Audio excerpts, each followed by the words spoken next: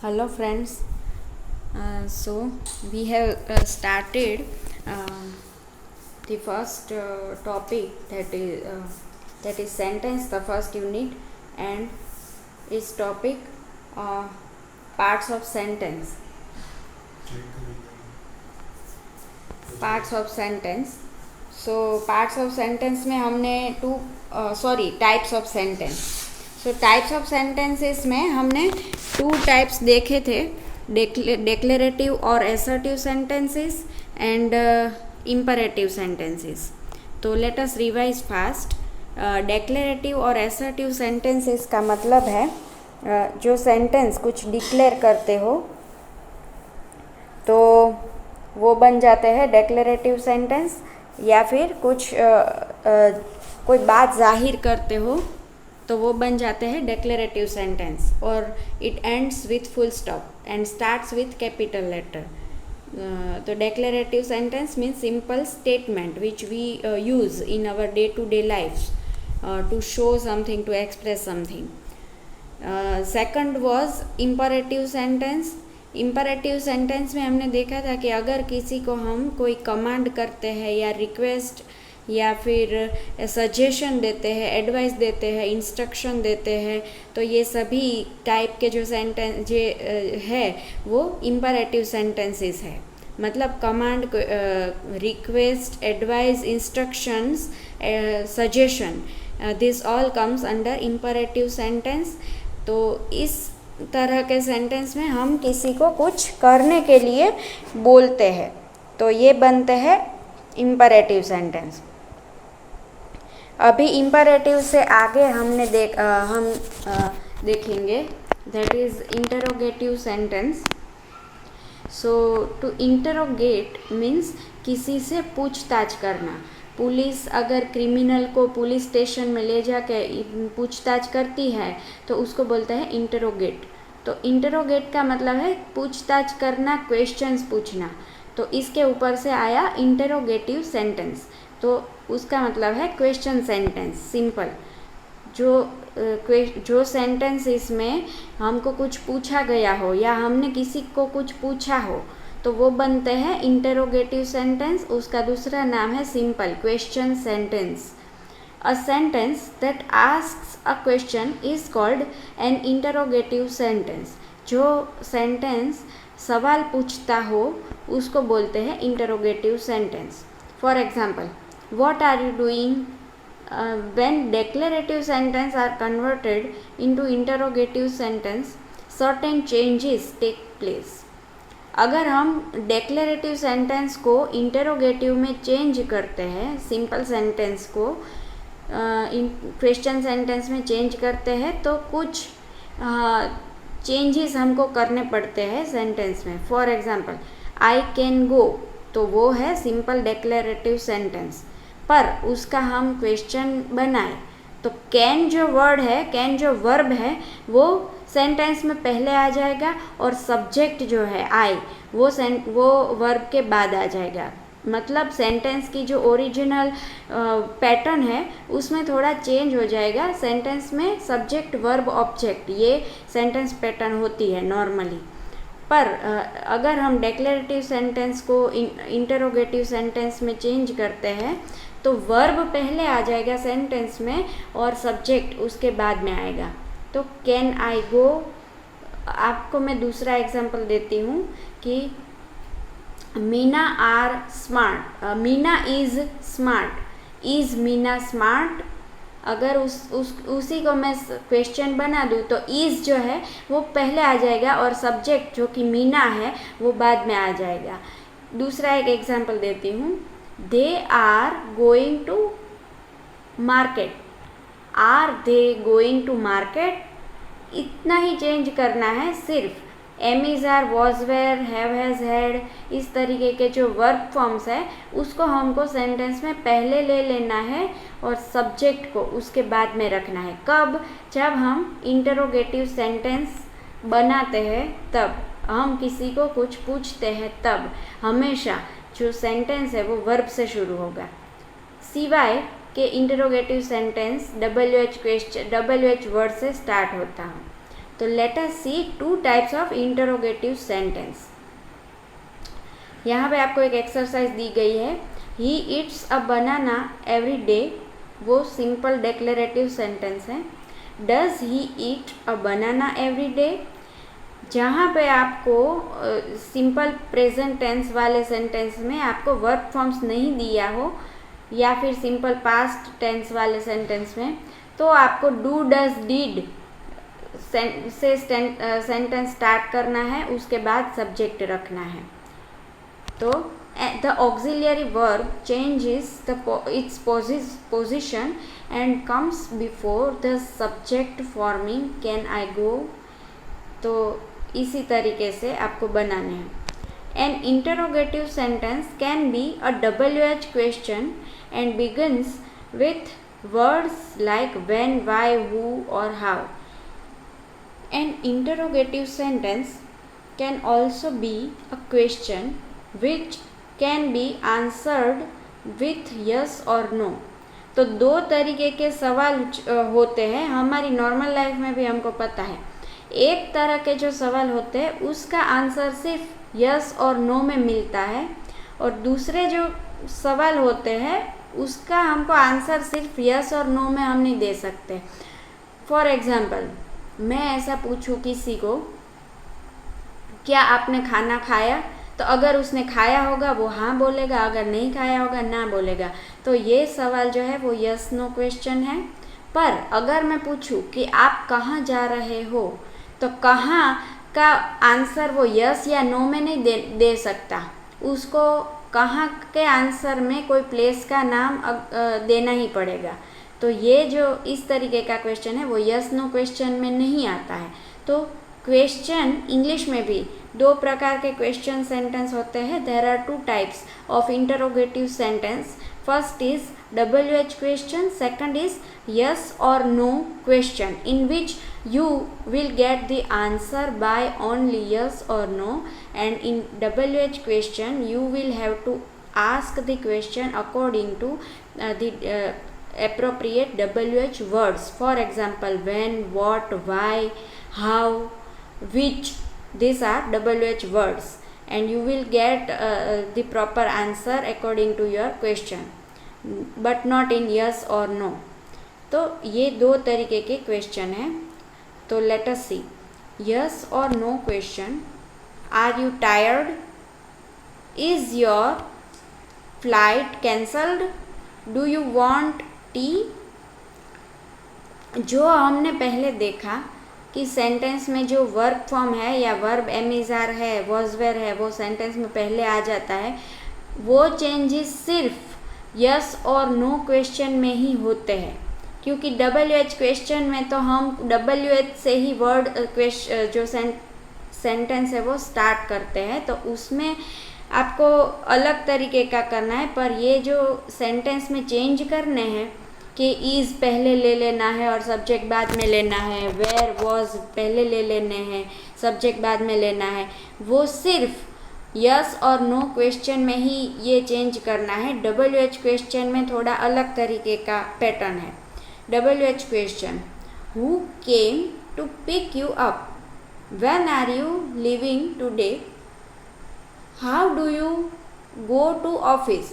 देखो ये लास्ट जो हाउ वाला सेंटेंस है उसमें डू डज का यूज़ किया गया है वर्ब फॉर्म का, पर वो भी सेंटेंस के शुरुआत में नहीं है। सेंटेंस का स्टार्टिंग तो WH वर्ड से ही होगा, उसके बाद अगर उसमें वर्ब फॉर्म है तो वो वर्ब फॉर्म आएगा या फिर डायरेक्ट सब्जेक्ट आएगा। तो इस तरीके से है दो तरीके के इंटरोगेटिव सेंटेंस। मैं तुमको दोनों के मोर एग्जांपल्स देती हूँ। यस और no question, have you done your graduation? Are you feeling mad? Have you seen that movie? Is she going to drive a car? तो ये हो गए यस और नो क्वेश्चन, इसमें सिर्फ मुझे आंसर मिलेगा यस और नो। और WH question, which book are you reading now? Who is your friend, when are you coming back, why are you feeling so sad. तो ये हो गए ये WH क्वेश्चन। आपको ये WH वर्ड्स याद रखने हैं कि कौन से वर्ड्स का क्या मतलब होता है। तो व्हेन का मतलब है कब, वाई का है क्यों, हु का मतलब है कौन, हाउ मतलब कैसे। तो ये इस तरीके से। व्हाट का मतलब है क्या।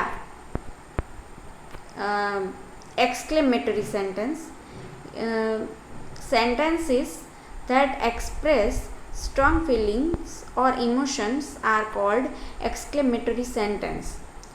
ये आपको थोड़ा वर्ड कॉम्प्लेक्स लगेगा पर आपको याद रखना पड़ेगा कि जो सेंटेंस स्ट्रॉन्ग फीलिंग या इमोशन को एक्सप्रेस करता है उसको बोलते हैं एक्सक्लेमेटरी सेंटेंस।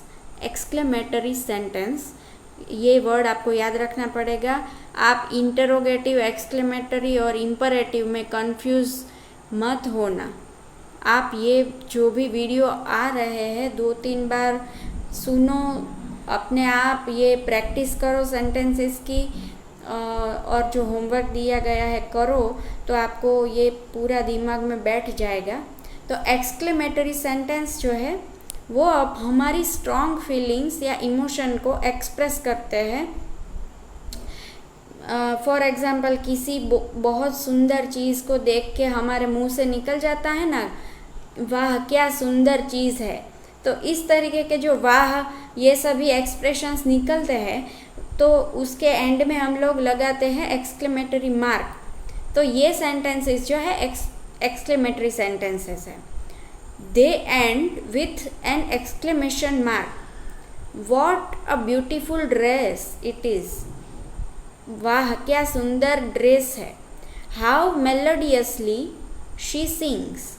कितना सुंदर मधुर वो गा रही है। तो मतलब ये क्वेश्चन नहीं है, ये सिर्फ हमारी फीलिंग है जो एक्सप्रेस की गई है।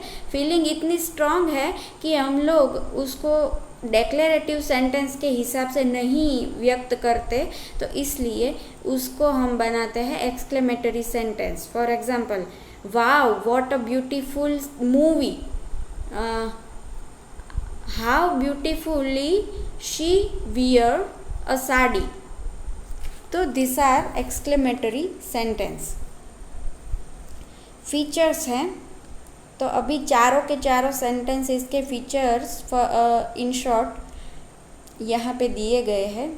तो असर्टिव सेंटेंस या डेक्लेरेटिव सेंटेंस वो सिंपल स्टेटमेंट है जो फुल स्टॉप से एंड होता है, और सभी सेंटेंसेस कैपिटल लेटर से स्टार्ट होते हैं, ये आपको याद रखना है। पर एंड में जो पंक्चुएशन मार्क होता है वो सब में अलग अलग होता है। तो जो असर्टिव सेंटेंस है वो फुल स्टॉप से एंड होगा। असर्टिव सेंटेंस के दो टाइप हैं, पॉजिटिव और नेगेटिव। पॉजिटिव को हम अफर्मेटिव सेंटेंस भी बोलते हैं। इम्परेटिव सेंटेंस भी फुल स्टॉप से एंड होता है, पर असर्टिव और इम्परेटिव में आपको डिफरेंस ये देखना है कि इम्परेटिव सेंटेंस में स्पष्ट रूप से किसी को कोई चीज़ करने के लिए कहा गया हो कि ये तुम करो, चाहे वो रिक्वेस्ट हो, चाहे वो कमांड हो या फिर इंस्ट्रक्शन हो, पर कोई दूसरी व्यक्ति को हम कोई चीज़ करने के लिए बोलते हैं तो वो ही होता है इम्परेटिव सेंटेंस। वो भी फुल स्टॉप से एंड होता है। फिर आता है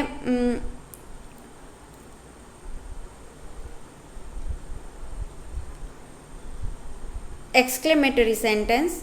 तो वो एक्सक्लेमेशन मार्क से एंड होता है, उसमें हमारी स्ट्रॉन्ग फीलिंग या इमोशन को हम जताते हैं।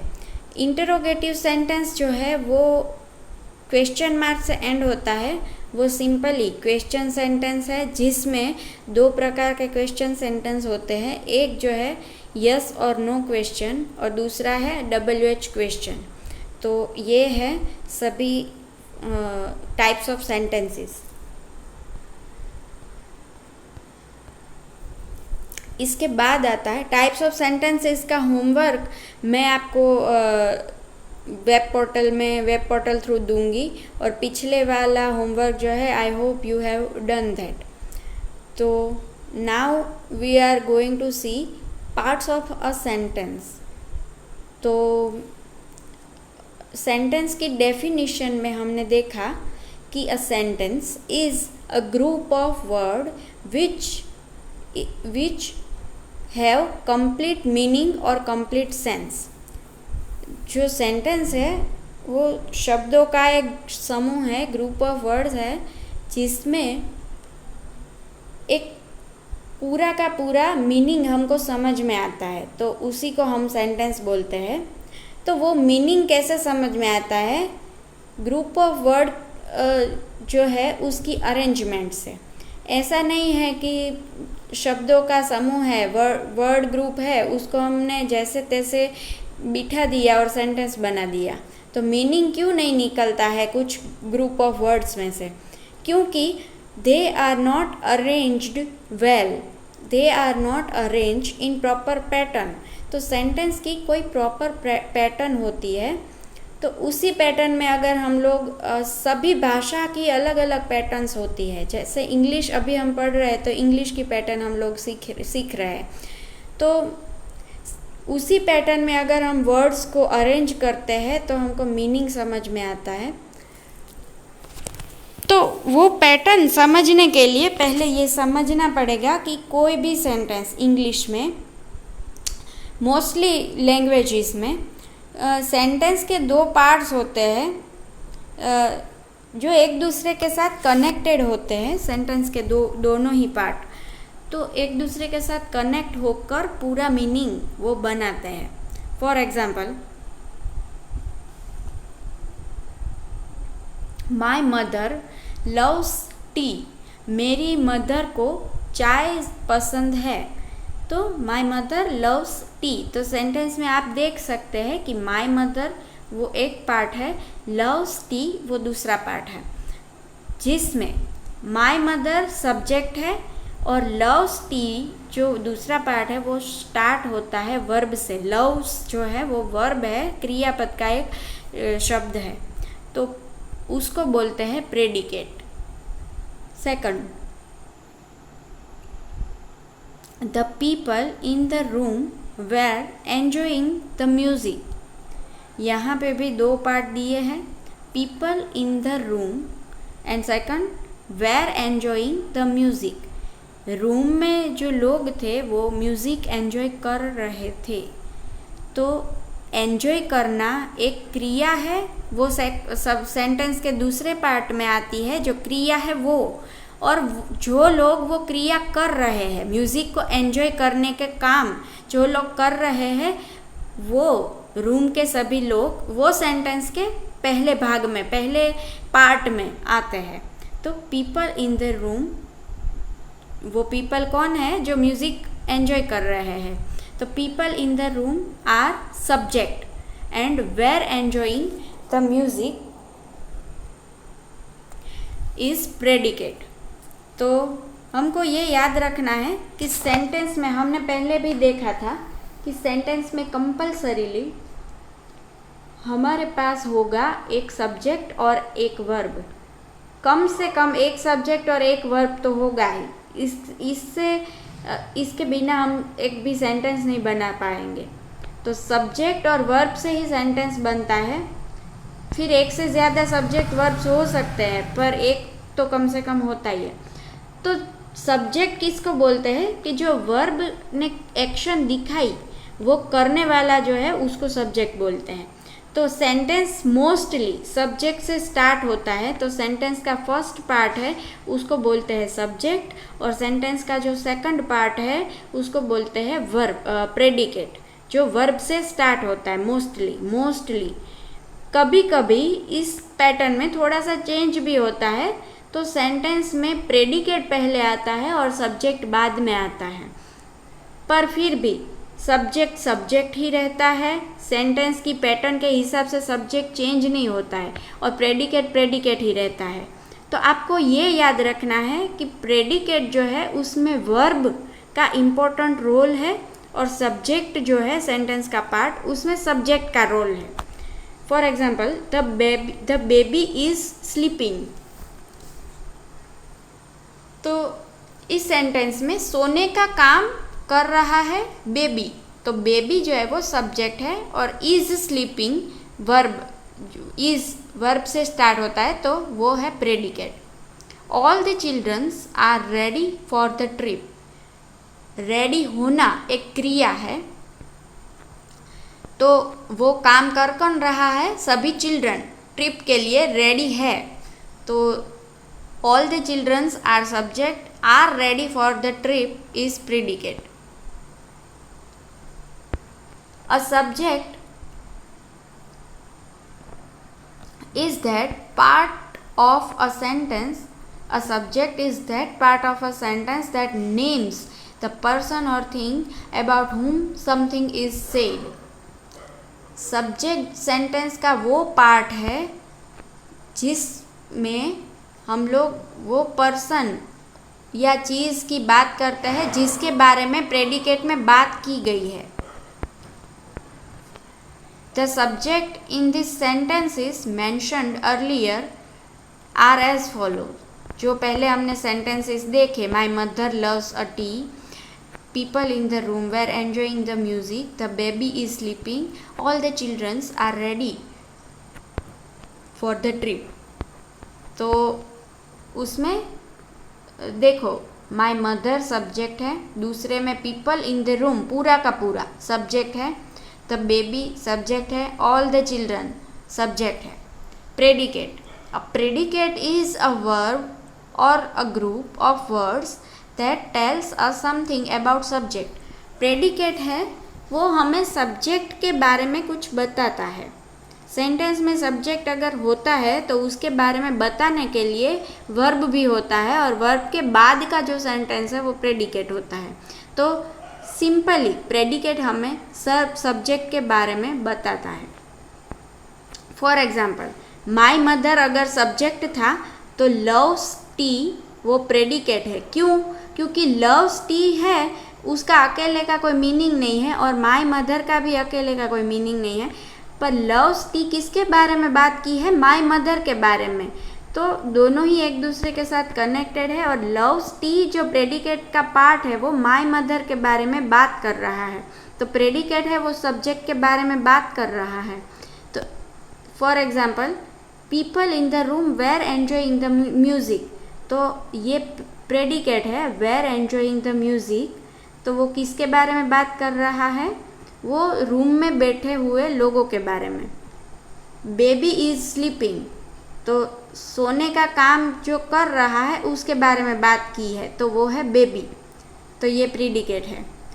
Are ready for the trip the all the children, तो ट्रिप के लिए कौन रेडी है, तो सभी बच्चे।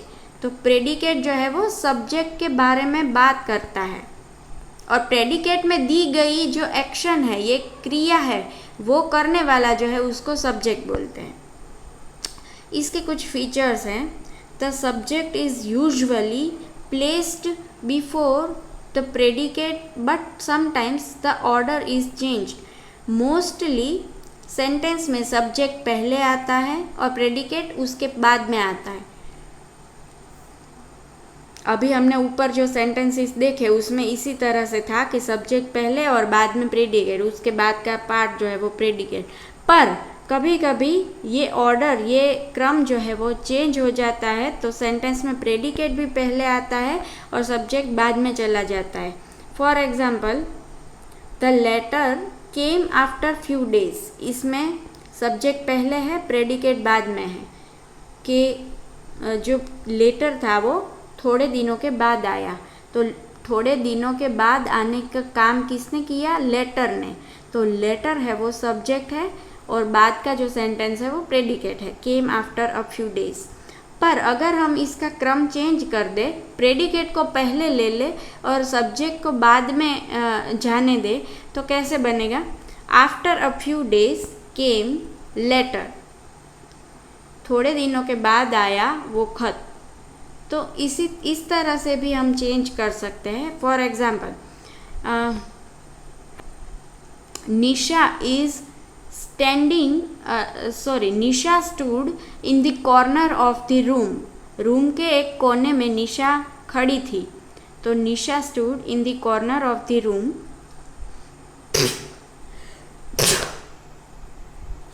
तो उसका हम क्रम कैसे चेंज करेंगे? In the corner of the room stood Nisha. जो एक्शन वर्ड है, फॉर एग्जाम्पल वर्ब है, वो उसमें प्रेडिकेट के एंड में चला जाएगा और सब्जेक्ट जैसे के जैसे ही रहेगा। पर ये इस तरीके का क्रम चेंज करना आपको अभी एग्ज़ाम में नहीं आता है मोस्टली, पर आपको ये पहचानना है कि अगर इस ऑर्डर में आपको सेंटेंस बताया है तो आपको प्रेडिकेट पहचानना आना चाहिए कि सब्जेक्ट जो है वो प्रेडिकेट में दी गई एक्शन करता है और प्रेडिकेट जो है वो सब्जेक्ट के बारे में बात करता है। अभी जो इम्परेटिव सेंटेंस जो है, जिसमें हमने देखा कि कमांड या फिर instruction, advice, request,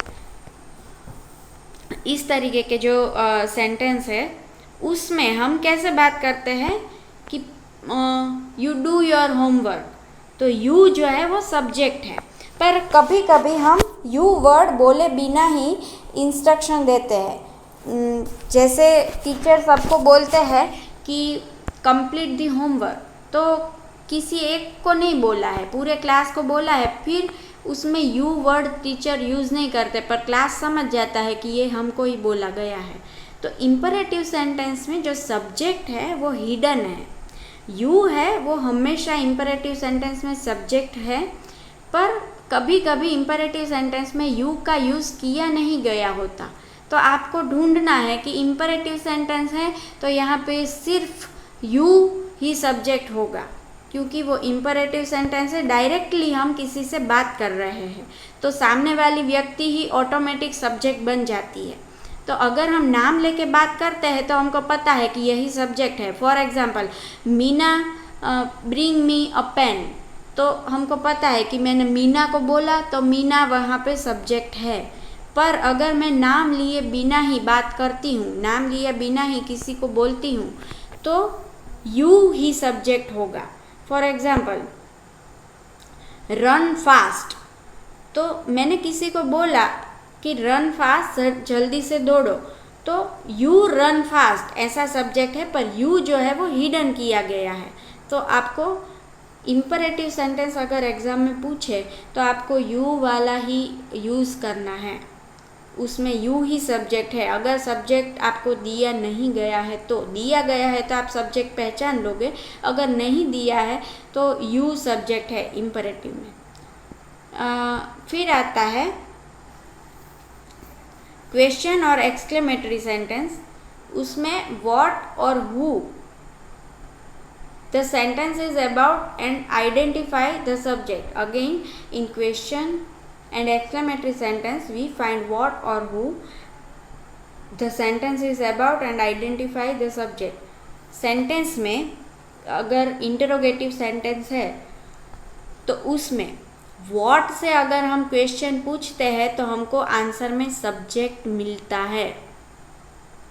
have you been the market, आप मार्केट में थे, तो उसमें है यू, हमने पहले बताया, तो यू है वो सब्जेक्ट है। Every predicate has at least one verb, every predicate उसमें एक तो वर्ब होता ही है। The verb changes according to the number of subject, वो तो हमने देखा सब्जेक्ट वर्ब एग्रीमेंट में कि अगर वर्ब में जो सब्जेक्ट है वो प्लूरल है तो वर्ब भी प्लूरल का ही आएगा। ये जो है वो पैटर्न है सब्जेक्ट और प्रेडिकेट की।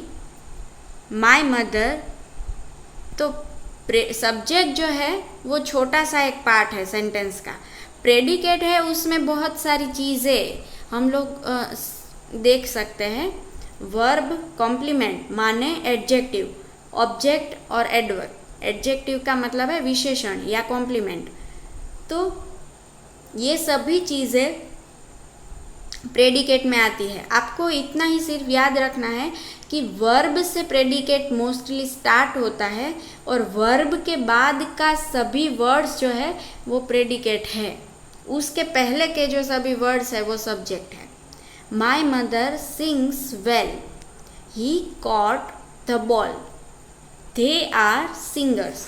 तो my mother, he and they, this all are subject and rest of the sentence is predicate.